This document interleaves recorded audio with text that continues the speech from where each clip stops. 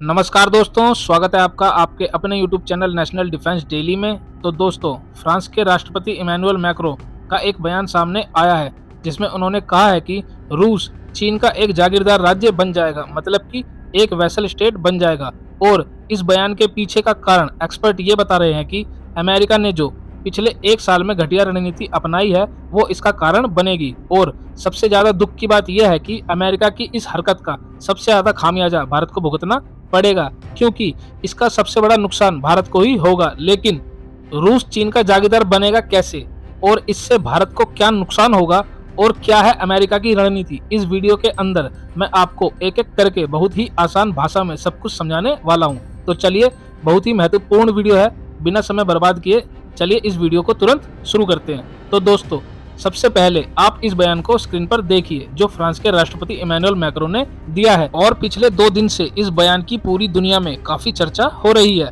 खासकर विदेश नीति के तमाम विशेषज्ञ इस पर गहनता से विचार कर रहे हैं, क्योंकि इमैनुअल मैक्रों ने बहुत गहरी बात की है।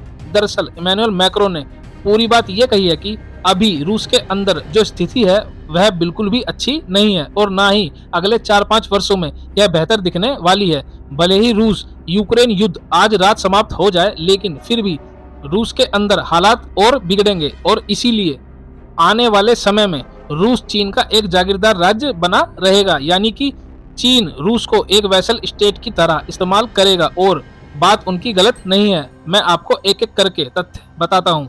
सबसे पहले, पिछले कुछ दिनों में रूसी सरकार ने देश में खर्चों में कटौती करने के लिए कई पेंशन योजनाओं को बंद कर दिया है, जिससे आम लोगों की पेंशन बंद हो गई है। दूसरी बड़ी बात यह है कि पिछले कुछ महीनों में कई करोड़ लोग गरीबी रेखा से नीचे चले गए हैं रूस में। और इसका कारण दरअसल रूस के अंदर लोगों की कमाई के 2 ही प्रमुख साधन हैं। पहला कृषि यानी कि खेती, और दूसरा बड़ा कारण है वहां होने वाला खनन।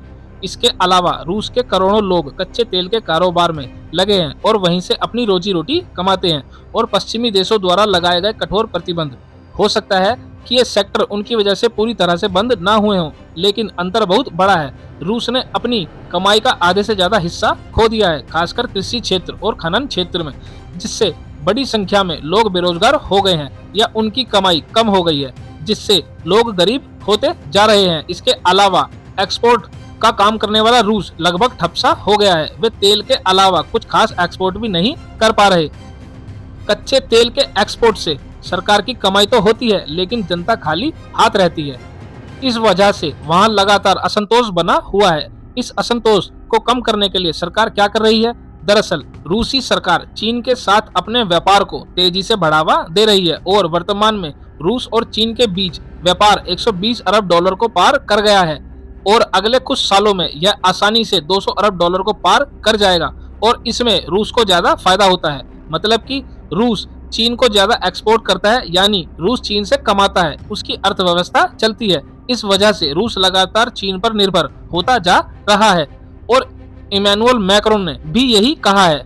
मान लीजिए कि आप रूस यूक्रेन युद्ध को आज समाप्त कर भी दें, तो अगले 5 साल तक भी रूस के हालात नहीं सुधरेंगे, क्योंकि इस बात की कोई गारंटी नहीं है कि युद्ध के बाद भी पश्चिमी देश रूस पर से प्रतिबंध हटा लेंगे। और अगर प्रतिबंध हट भी जाते हैं तो भी रूसी अर्थव्यवस्था को पटरी पर आने में कम से कम 4 साल लगेंगे। तब तक चीन रूस पर अपनी पकड़ पूरी तरह से मजबूत कर चुका होगा और उसे पूरी तरह से खुद पर निर्भर कर देगा, ताकि रूस के कई भू राजनीतिक फैसले, जो प्रमुख सैन्य कार्रवाइयां होंगी, वो चीन द्वारा निर्देशित होंगे। क्योंकि अगर रूस चीन के नक्शे कदम पर नहीं चला तो चीन उसकी अर्थव्यवस्था की लगाम खींच लेगा। इसीलिए कहा जा रहा है कि अगर आने वाले समय में हालात नहीं सुधरे तो रूस चीन की जागीर बनकर रह जाएगा और भारत को इसका सबसे बुरा अंजाम भुगतना पड़ेगा, क्योंकि रूस हमारा एक पुराना मित्र देश भी है। और इससे भी बड़ी बात यह है कि हमारा सबसे बड़ा दुश्मन चीन, उसके पाले में बहुत मजबूत देश चला जाएगा। तो निश्चित रूप से चीन का पलड़ा भारी रहेगा और चीन को रूस से नए उन्नत हथियार भी मिलेंगे। इसीलिए भारत के लिए जरूरी है कि वह अमेरिका के साथ इस मामले को सुलझाए और उन्हें समझाए कि रूस के खिलाफ आप जो रणनीति अपना रहे हैं उसे कहीं न कहीं खत्म करना ही होगा, नहीं तो रूस पूरी तरह से चीन के पाले में जाकर बैठ जाएगा और फिर हम चीन को बर्दाश्त नहीं कर पाएंगे। हालांकि इस पूरे मामले पर आप क्या सोचते हैं, कमेंट करके जरूर बताएं। फिलहाल इस वीडियो में इतना ही। Thanks for watching the video.